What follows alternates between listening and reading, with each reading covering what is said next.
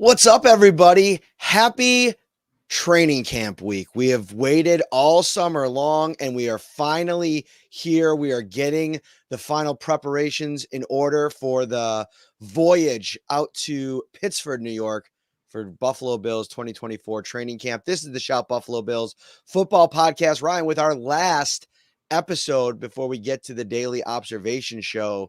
Ryan Talbot, how are you, my friend? I am doing great, pumped up for camp. I know you'll be there right on Wednesday. I'll be joining you this weekend for a few practices. Looking forward to it quite a bit.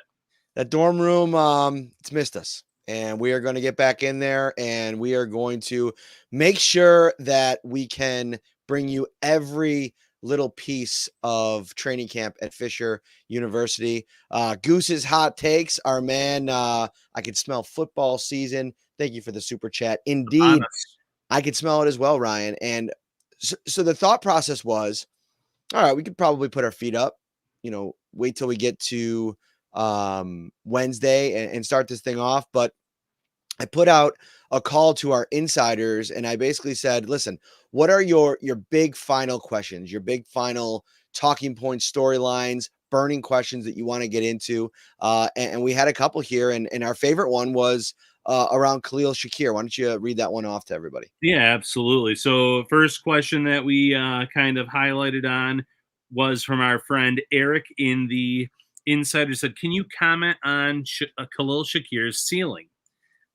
He said Eric Mold said it. He reminds him of Marvin Harrison Sr., which would be quite a comp. A Hall of Fame receiver. Shakir has similar measurables as Diggs and Cooper Kupp, who are also late round picks. So why couldn't he be a number one receiver? He certainly looked elite in the latter part of last season. I love the question, and I also love the comp from Moles, because the thing with Harrison Sr., and take out his accomplishments and playing with Peyton Manning, being that all-time great wide receiver quarterback combination. How did Marvin Harrison Sr. win? I felt like he was a very unassuming superstar, right? You watch him on tape, he's so fluid. He's not super big. He's not going to blow by you, but he's so fluid and so fundamentally sound that, he makes big time plays because of his ability to be consistent as a player. And, if you're Eric Mold sitting there, you've been around the game for decades, you've studied all of these guys. The movement part of it, to me, is where I see the best similarity. And also Peyton Manning, all-time great passer, Josh Allen in the process of becoming an all-time great passer. I feel like you need that kind of high-end guy to unlock the true potential. And we saw a little bit of it last year for Khil Shakir. I like the comp. I think that can kind of glide him into what could be a very big year 3. Yeah, listen, that's a massive comp, but Eric Moulds is the guy that played the game, played at an extremely high level, training this wide receiver. So I'm not going to go that high, Matt. I'm going to go with pre-ACL injury Michael Gallup. Michael Gallup in Dallas is actually about a 1/10 of a second slower than Khil Shakir. Shakir timed in the 4.4s. Gallup was a 4.51. But pre-injury, Gallup looked like a receiver that was about to cash in Dallas. He had a 1,000-yard season, followed up by about 850-yard season, and then he had that ACL injury, and he's never been the same receiver. But he was an explosive player. He made big plays. He had the yard after catch. He was someone that you could rely on in that offense. I think that Khil Shakir at least checks a lot of those boxes. So, I can't go as high as what Moles is saying, but again, I can't criticize the Moles. This is a guy that's done it, that knew Harrison's game. I think Gallup pre-ACL injury is my comparison for Khil Shakir, which is a solid, one, maybe 1B type of receiver in an offense, which you can certainly build around in Buffalo the way I think they're going to spread the ball around. Yeah, and it's dangerous when you start throwing around comps. And if you're Eric Mold, you put all of that kind of pressure on the kid. And I think he probably meant it and I'd love to kind of get his take on it. Maybe we could get him on the podcast and maybe go over everything. But I think it's probably more about how they play the game and the way, the feel of the player, right? With the way that they move. I don't know if it's necessarily putting Marvin Harrison's expectations on Shakir, because those are once in a generation type of of a statistical output. I think from a Bills perspective, though, like in terms of him maybe evolving into the number one weapon at wide receiver on this team, I think that at least a part of the approach of Brandon Beane in this front office this offseason had something to do with the belief that they have in Shakir. Every time anybody gets a chance to talk about him, you hear the way that, the confidence level in the way that they talk about him, what he meant to the team the last 2 years, the steps that he's taken.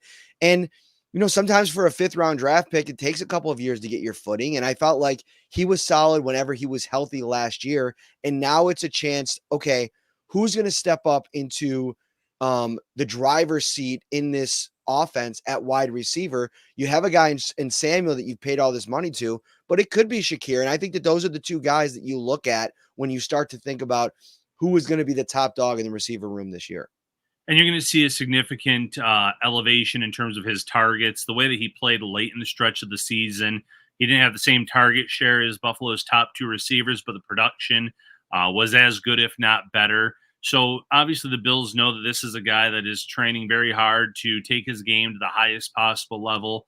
And they were happy with the way that he performed late in the season in the playoffs against Pittsburgh. There's that one highlight reel catch that he makes. Looks like he's going to get thrown to the ground and keeps his balance, runs in for his score. He's been an ascending player since, I want to say, the playoffs the year before that. He was really starting to kind of come into his own there. So hasn't reached his ceiling yet. I think that you can get away with him being a number one type of receiver or a 1B. Like I said, you still have Curtis Samuel, who has put up respectable numbers in his career and had a really nice season under Joe Brady. And then obviously Dalton Kincaid's going to have maybe the largest target share. So with those 3 alone, I think you feel pretty good about this offense. But if Shakir continues to elevate his game, he could be a 1,000 type yard receiver in due time. 611 yards receiving last season on 39 receptions, 45 targets. So that means if you're Josh Allen looking back through the tape and the stat sheet last season, every time you went to Khil Shakir, there was a chance that he was going to make something happen with it. Here's the one that you got to like the most if you're a Bills fan. 0 drops last season, yeah. Ryan. I mean, that to me, his target share could jump from 42 all the way up to as high as 100. Right? Like he could be in that stratosphere. I'm not predicting that, but if you were to say at the end of the season, he turned into the Bills' number one wide receiver, and we're talking about in the 100 target range, that drop percentage, as low as it is, and it's as low as it can get at 0%, to me, that trends in a great direction from your top guy. Stephon Diggs, over 100 targets last year, 8 drops. If you could cut that number in half for your number one wide receiver in terms of target share, that's huge. Yeah, absolutely massive. And you saw the shift under Joe Brady in terms of the utilization and maybe Josh Allen getting the ball out a little bit faster and just, following his reads. And that's where Shakir can win underneath. That's how he can create that separation and then make those plays yards after the catch down the field. And we saw how efficient he was in terms of the targets versus the catches, the big leap in receiving yards, almost a 500-yard difference from his rookie year to his second season. So, no, I still think you're going to see another big leap from him this year. Okay, I'm gonna read Anthony's, but first off, Jake Hansen over on YouTube. What do you guys think about rocking mustaches only for training camp? That's gonna be a big hard no from me. It is not gonna be good, man. Like, I have not shaved this beard. I was just talking about this with my wife recently. And the last time I shaved it, it had to have been now 7 years ago because I just celebrated 6 years at Syracuse.com. And I shaved it for a brief moment at the end of my tenure with the UFC. And listen, you won't even recognize me, man. It'll be bad news. The mustache, as fun as it would be for 10 minutes, is equally as horrible as it would be for the rest of the time that you have to see it on my face. Yeah, same here. My wife won't even let me shave my beard. She says I have a baby face when it's gone. So I have had this for, probably a solid 14 years now. I'm sure early in our marriage, I had it shaved at one point. I did accidentally have a protective blade kind of fall off on my razor recently a few months ago. And it went really short. So then I had to go around it and go shorter. And that was even a nightmare with a lot of people like, oh my gosh, what happened? I'm like, what is going on? My beard just kind of got a little bit short. That's all. It'll grow back, which it has. It's getting there. Maybe I'll So use some AI and try to get like a AI versions of us in a mustache, so maybe that way we don't that's have to it. do the real thing. I Nobody like needs to see that on the sidelines at St. John Fisher University. that. Jake, appreciate the question though, buddy. All right, Anthony Romeo here, one of our regulars on the insider text line as well. Shakir's growth curve reminds me of Josh Allen. This is a very interesting comp here. He just keeps growing and getting better with experience and opportunities. Then John Roberts says, I read that Joe will use Shakir more on the outside. To me, that's the direction that we've been trending ever since Shakir started working with Molds, right? Like getting Absolutely. him to be more versatile. When they drafted him, Brandon Beane said that he's not a slot only player. They think that there's more to unlock in his game. And I think as his comfort level grows and the opportunity now to play more on the outside, Davis and Diggs took away all of those snaps last year that I feel like now you're going to be able to get Shakir more into that role. Yeah, unless this is why I love the top three, at least in our opinion, receivers on this team. All three of them can play inside outside. Keon Coleman, I know the Bills say that's our X receiver. I think it'd be foolish not to play him as a big slot a few times, see how he, or in certain situations, see how he fares there. Some draft analysts had that as maybe his best usage or projection in this league. So you can put him there. Curtis Samuel can play inside outside, and Khil Shakir has been working to get more opportunities on the outside, which he's going to finally get. But the versatility, the ability to play in both spots, inside and outside, is going to benefit this team this season and beyond. All right. Corleone Lucky Montana over on Facebook said, I think Coleman is going to be a monster. And, that's, I want to get to the next question here. And you can pull that up, Ryan, as I'm talking about this. Mm-hmm. That to me is like the great debate of this training camp is like, who is going to end up rising to the top of the pecking order at the wide receiver position? I still think whoever that ends up being is going to be in a Robin role to Dalton Kincaid's Batman. But I still think that player is going to have such a massive opportunity in this offense to be a regular target getter and a regular playmaker in the offense. And Josh Allen's going to lean on that guy. Listen, for as much as Dalton Kincaid could line up on the boundary in this offense and the creativity that we talked about that Joe Brady could potentially use, I still think that a lot of the boundary work is going to be done by one of these receivers, and Keon Coleman as the regular at the X spot has a chance to make the most noise out there potentially. Yeah, and I don't think we're going to get a ton from it, but I'm going to watch that embedded episode tonight with Joe Brady and that the Bills are releasing. I believe it's at 7 p.m. I think it might at least give us a glimpse of. Is that the first of them? What's that? Is that the first of them for fans that don't know the scheduling order of them? Have they put any out yet? This is the only one I've seen a preview for in terms of like from this spring at least. So okay, what I'm working with the the offense and the receiver. So maybe it'll give us a little bit of an idea of what's going on behind the curtain, what he wants to do. It'll obviously be heavily edited by the Bills, and rightfully so. You don't want to give anything drastic away, but that'll be a fun watch to see maybe his first initial thoughts, feelings about this wide receiver group. But like you said, shift gears here, right? Question number 2 comes from Jim Ludd. If Von Miller doesn't show any improvement in the preseason, does Brandon Beane sign Yannick Ngakoue? Woo, great question. And I feel like all of a sudden the Ngakoue market is about to pick up real steam here as we get to training camp. You're going to see some injuries over the course of the next couple of weeks. He is right now, either today or tomorrow in Miami meeting with the Dolphins. And, this is one of those things that I get why the Bills have taken the approach that they've had. The veteran that they brought in was Dwayne Smoot, and maybe they see a higher upside with him than Yannick Ngakoue. Maybe the numbers, made more sense with Smoot. Maybe Ngakoue is looking for more. He had some high-end production in Jacksonville. And were they in Jacksonville together at any point, him and Smoot? I think they must have been. Right? They had to have been because Smoot had been there for 7 years before. Yeah, right? Definitely had to cross paths before Yannick went elsewhere. And I think Ngakoue was a guy that he was the high-end pressure sack producer, at least early in his tenure there. Like thinking back to like the Jalen Ramsey defense when he was really had his takeoff. That's not the guy that we're talking about now, right? Like he's had he reminds me of Chase Claypool in a way. Older than Claypool, but I mean like a guy that had a season or two of really good production, ended up signing a free agent deal. And it's kind of been this like on the other side of the mountain descending a little bit in terms of what he's been able to accomplish. I like the idea at the right price point, but the problem now is there's going to be this secondary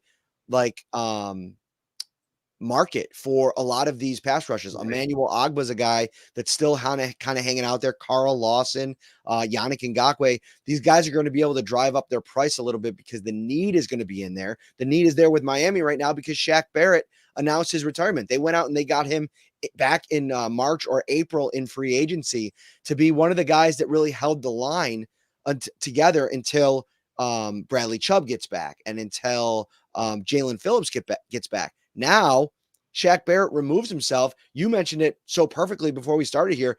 It's Chop Robinson season out in Miami, and that's a huge gamble. Chop Robinson and it's Mo Kamara. I knew the Mo part, couldn't remember the last name there. Kamara.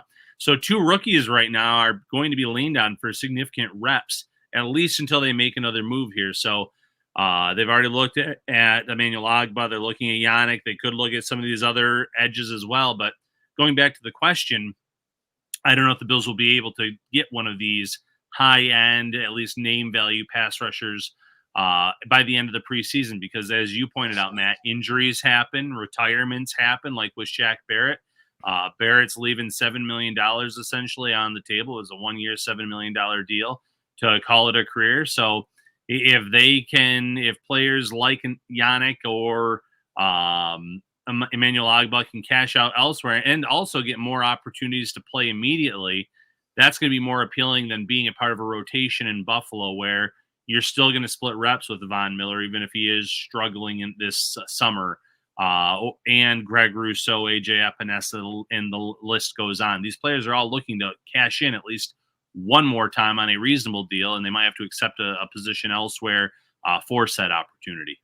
John Robert over on Facebook says he says no to the Ngakoue idea because of a guy like Cameron Klein, who he believes is doing well. And actually, Cameron Klein's probably a guy that we don't talk enough about, a dark horse candidate to maybe make a run at a roster spot. I mean, if you don't like what you're seeing from, Kingsley Jonathan, Dwayne Smoot, maybe Javon Solomon's going to make the roster, but you're a little bit concerned about putting him in too much of an elevated role. Klein's a guy that's kind of been knocking on the door for the past couple of years. And if he beats out all of those guys in training camp, sure, that's a guy that could be in the mix as we get into the 2nd and 3rd week of August. But here's the thing.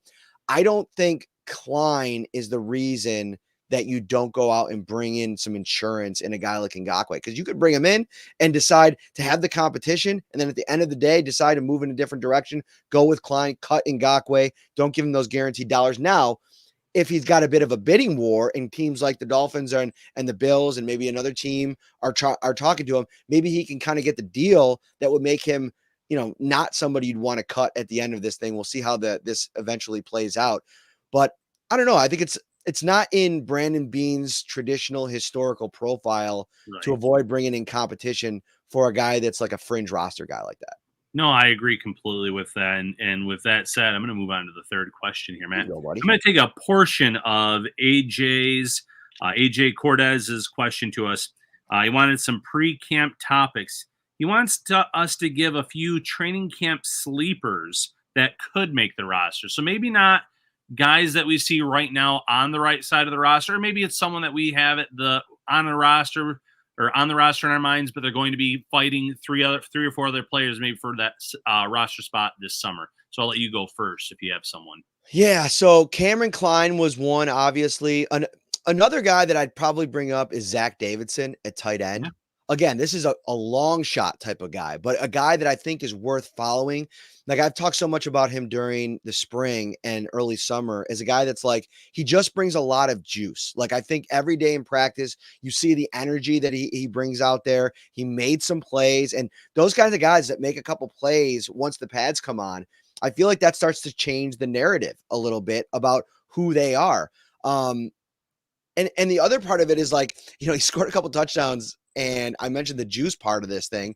He's in the end zone twerking, and the whole sideline is just busting out laughing, like glue kind of guy, right? The uphill battle that he has, though, is he's going up against a guy in Quentin Morris, who is a 4-phase special teamer, arguably the Bills' best special teams player. Dawson Knox is making $12.5 million, and Dalton Kincaid may be their most important player on offense, not named Josh Allen. So the chance to make the roster, it's really tough.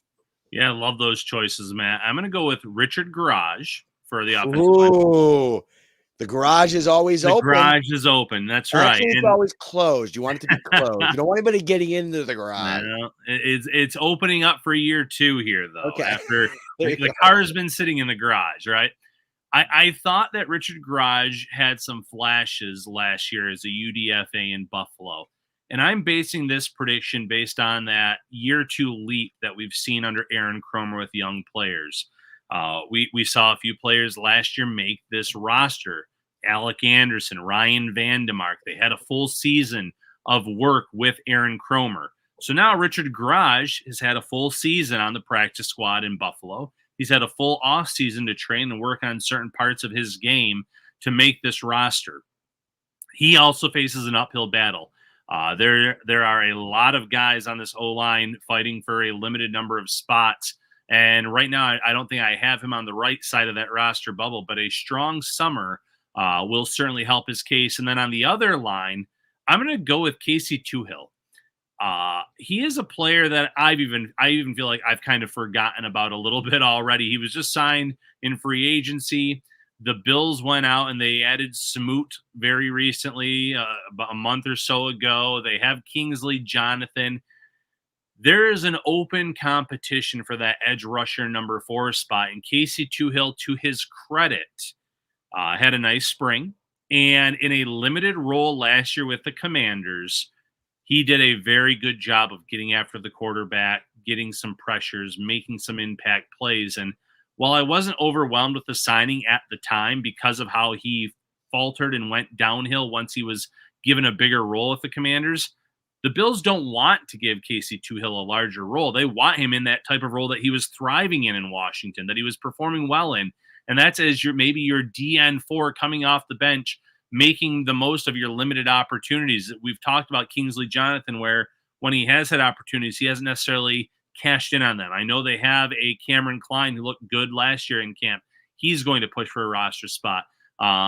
Smoot has the reputation, has the history of production, but there's an opportunity there for Tuhill, who was a early free agent addition, to really lock on to that spot for the Bills. I want to bring up something really quickly, and I like the Tuhill one that you brought up there. There's a question here from David over on YouTube. Who's going to rush the quarterback on defense other than Ed Oliver? Greg Rousseau is a nice player, but not a number 1. If Miller stinks this year, the Bills are in real trouble. So I want to bring up Greg Rousseau's profile from last season. And, you go back to Pro Football Focus and just bring up their advanced stats. I'm not talking about the grades.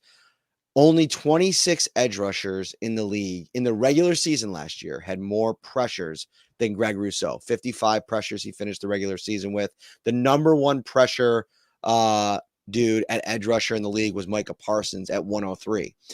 And I start to think about the season that Rousseau had last year and some of the things the challenges that maybe kept him from ascending to the level that would get Bills fans excited going into this season for him as a pass rusher.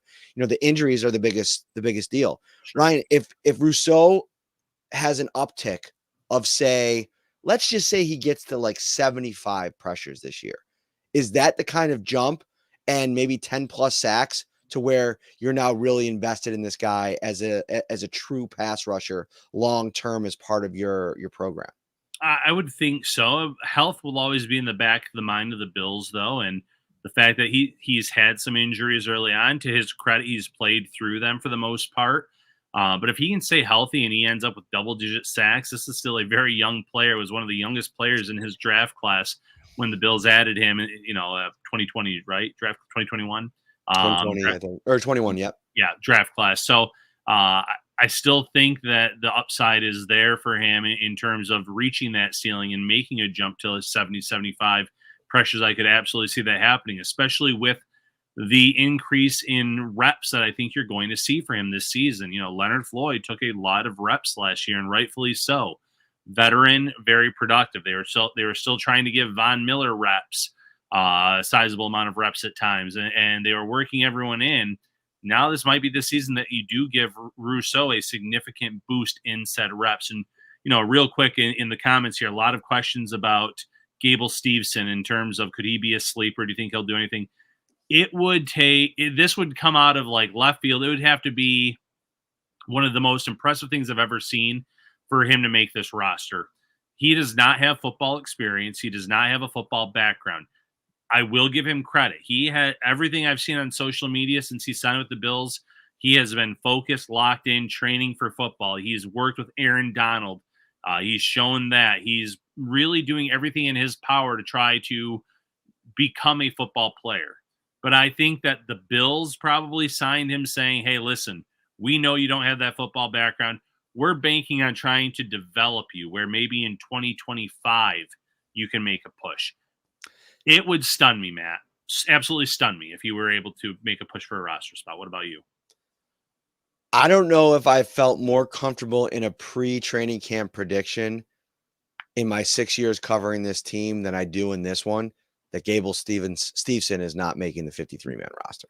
It would just be so far outside the realm of conceivability that a guy who literally started playing the sport less than 2 months ago could make a run in 4 or 5 weeks to play not for just any NFL team, a team that wants to try to compete for a Super Bowl. Right. And if he's in the mix, that is such a glaring indictment of the group of defensive linemen that the Bills have put together. And that's not a dig at Steveson. That's more like about like the collection of talent that they've been able to accumulate. And listen, there's reasons for it. There's reasons why they haven't been able to spend at that position that while the way that I think a lot of fans wish that they could have. They're on the hook for Von Miller's contract. They're paying Josh Allen. They have the $31 million they're eating on Stephon Diggs' deal. And, they were not big fish, big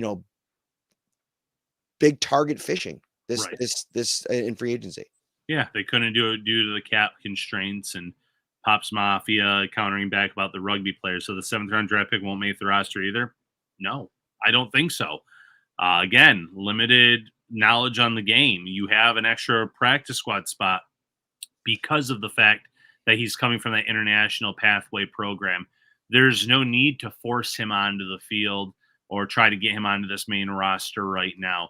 These are players that the Bills are excited about because of their intangibles.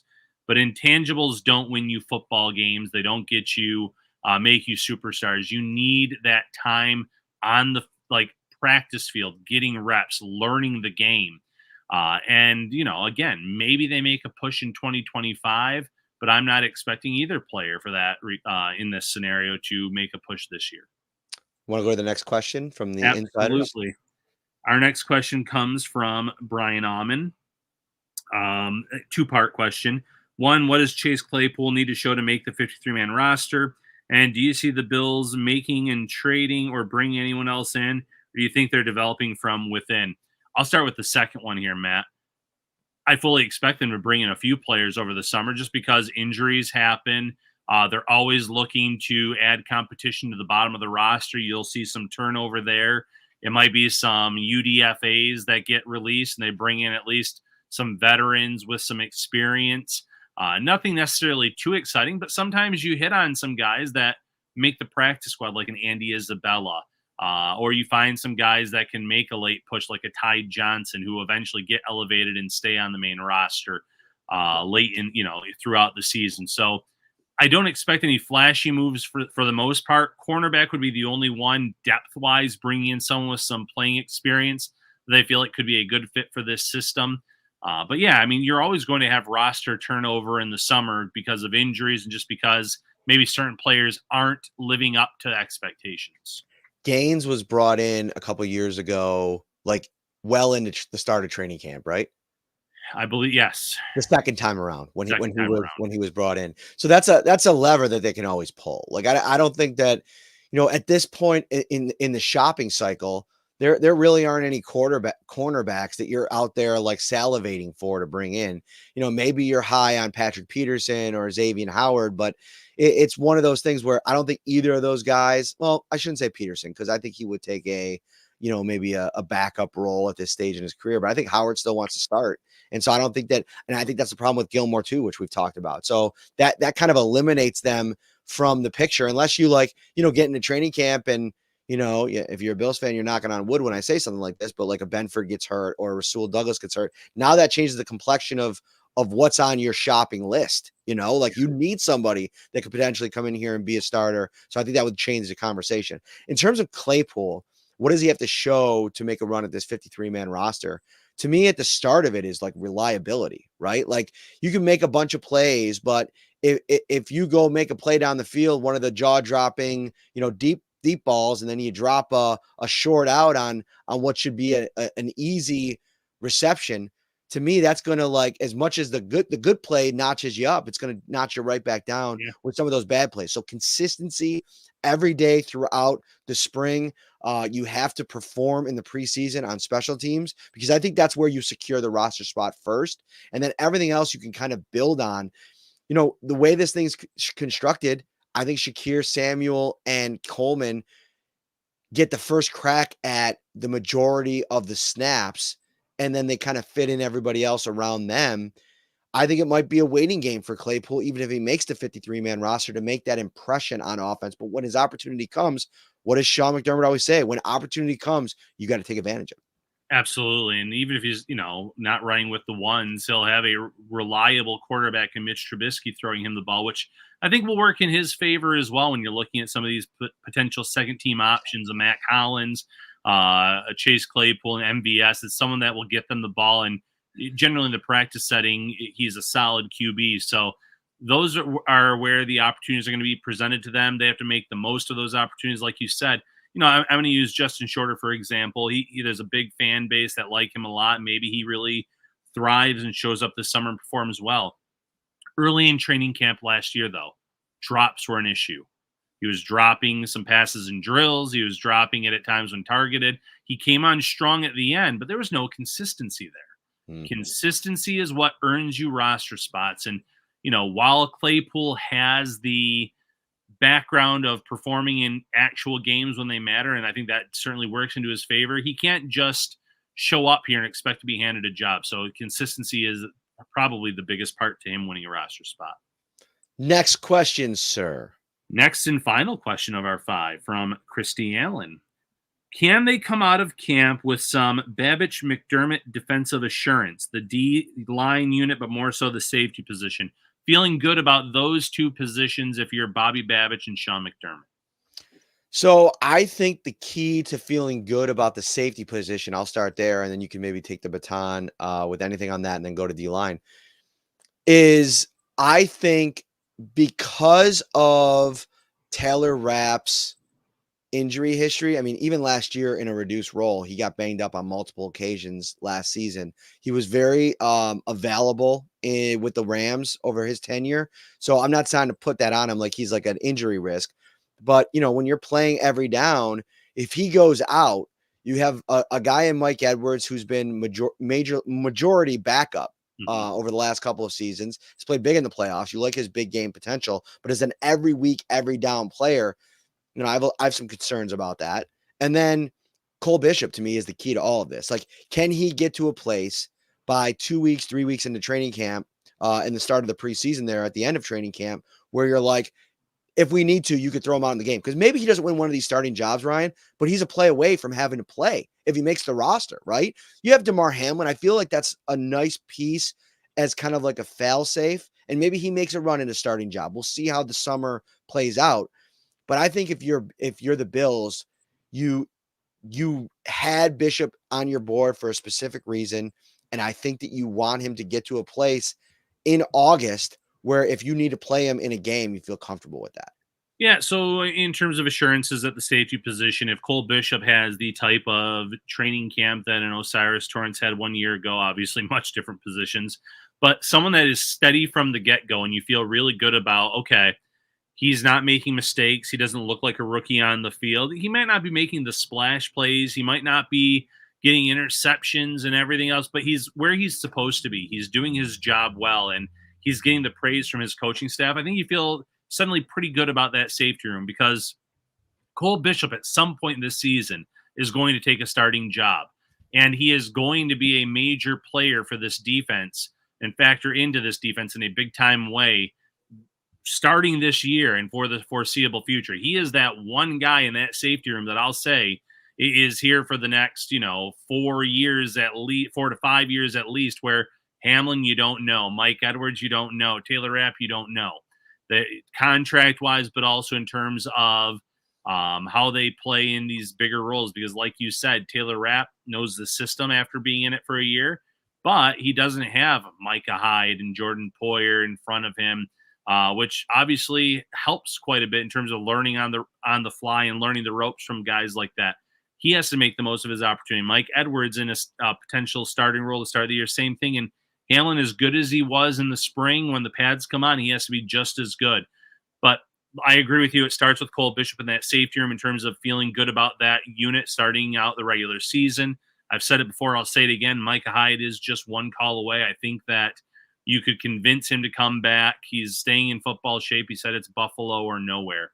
In terms of the D-line, I really think that it starts in the trenches in the inside. And you should already feel pretty good about that part of your D-line. Ed Oliver coming off of a monster season, a breakout year.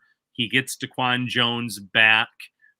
Jones obviously worked through an injury last year and came back late in the season come playoff time.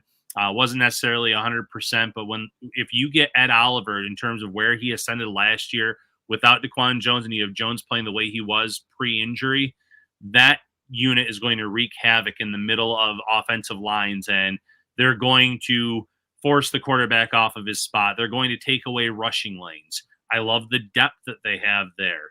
Obviously, adding a Dwayne Carter and an Austin Johnson, and they went out and they added Deshaun Williams as well, potentially to be like that fifth D tackle. So I like that part of it. The edge part is the question mark. Can they make up those sacks lost from losing Leonard Floyd in free agency? Time will tell, but, again, Von Miller's not wearing the brace anymore. He looked good in the spring. You see the videos on social media. He doesn't look like the player he was a year ago, where, to his, credit, that's not an easy injury to come back from. There's generally a year where players need to kind of work through things to get their confidence back, to get their burst back. So I think that if the D tackle position, though, plays as well as I think it can, they're going to feel pretty good about that, too, knowing that there might be a drop-off in terms of sack production off the edge. Do you ever think about, I was thinking about this the other day. So the 2021 season, was that the year before Miller came to the Bills? So the year the Rams won the Super Bowl. Mm-hmm. If I'm remembering correctly, Brandon Beane said he was kind of floating around with the Denver Broncos the idea of trading for Von Miller even before they ever signed him. Like that was conversations that they had. I think might have been the previous offseason. I don't think it was in season. But do you ever think about, like, had the Bills pulled the trigger on a deal for Von Miller that season instead of the Rams, what that might have been? And maybe, like, while you were still in the apex of the Josh Allen, Stephon Diggs tandem, when they were still operating at such a high level, you add a guy on the defensive side like that, and maybe the money wouldn't have worked it if you go back and look at that. But I don't know. Sometimes I kind of think about, like, what's so important to, like, winning a Super Bowl like the Rams did that season was, like, hitting everything at the right time, right? Like, they had just gotten Stafford. The offense, Cooper Kupp was in his MVP season. The offense was figured out. They were missing one piece on defense with Aaron Donald and Leonard Floyd and that secondary and all that. And it was just adding Von Miller that was the difference maker for their season. I almost feel like if the Bills have some kind of great season this year, and it's what I think really makes the interesting talking points around on adding a wide receiver, a safety, a corner, a defensive lineman at the trade deadline, like, could the Bills get off to a hot start? And, like, what is that player, what is that position going to be that, like, springboards them to that next level? Because I think you can make the argument, as bullish as we might be on the Bills right now, I could see a scenario where there's still a piece or two away once we get to October. Yeah, you always think about things like that, Matt. The one thing I'll say is where it worked out for the Rams, they went all in. They brought in Jalen Ramsey, they brought in Von Miller. Like you said, they have Stafford. Everything worked well. 9 times out of 10, that usually it doesn't work out, and they might get to the playoffs, and then it falls apart, and then you're in a bad spot cap wise. Sometimes you've traded away a ton of draft capital, and you put yourself in a bad spot long term. Now, the Rams, uh, their hands have been a little bit tied the last few years in terms of what they could do because of their draft capital or lack thereof. They've stayed competitive. They've stayed in the mix. Having a Sean McVay, an offensive mind like that as your head coach, certainly helps. But sometimes this will blow up on teams too, where all of a sudden coaching staffs get changed, head or GMs, excuse me, front offices get changed, and then they're in a rebuild where they don't necessarily have the assets that they need. So yes, lightning struck perfectly for the Rams, and maybe had the Bills been able to make a move like that that season, they would have been as lucky, or things would have worked their way. But I've also seen it work out the other way so many times that it's just such a crapshoot. You're one play, you're one injury, you're one player away, and it's always, you just never know. Every live show that we do is always a crapshoot. Like, are Sure we, is. what's going to happen on any given night and any given afternoon when we get together for a Shout live episode? It is always a wild time. And we are coming back to Dorado on Park Ave in Rochester on August 4th, Sunday, August 4th, 2 p.m. Our big live show of training camp. Wingnuts is coming. They're bringing all of the chicken wings, so everybody can try in the 585, can get a little taste of the 716 with some Wingnuts chicken wings. We'll do a live show. The drinks that Dorado does are just absolutely outstanding. It's going to be a summer party, Ryan. We can't wait. Cannot wait for Dorado, which is sneaking up on us pretty fast. Not this upcoming weekend, but the next, Matt. So before you know it, we will be there at Dorado. Make sure you join us. Find our Facebook event page. Make sure that you hit going, so that way you will get an alert reminding you of the event that day and even that week. And if you aren't an insider yet, and maybe you've been putting it off, right? Like we've been talking so much about the best time of year to be an insider is training camp, and maybe you thought, you know what, I'm going to hold off. I'm going to become an insider right before, so I can get that 2-week free trial. Check out what it's going to be like.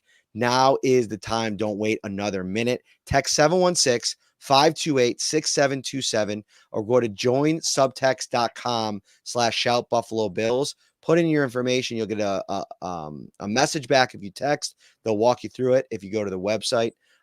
And you become an insider, and you're locked in for at least 2 weeks for free, $3.99 a month. After that, every single day of training camp, your phone will be absolutely lighting up with observations from myself, from Ryan. The Shout text line is brought to you by Carrie C. Beyer, attorney with the law offices of Francis M. Litro, located at 237 Main Street in Buffalo, New York. If you or someone you know is seriously injured, give him a call, 716-852-1234, or check out litrolaw.com. Ryan Talbot, we're out of here. Final thought. Final thought, insiders. I will be sending you my 53-man roster projection tonight. And everyone else, you can check it out tomorrow on Syracuse.com and NYUp.com. All right, that'll do it. We'll see you Wednesday. We cannot wait. Sign up to become an insider. We'll see you then. Take care, everybody.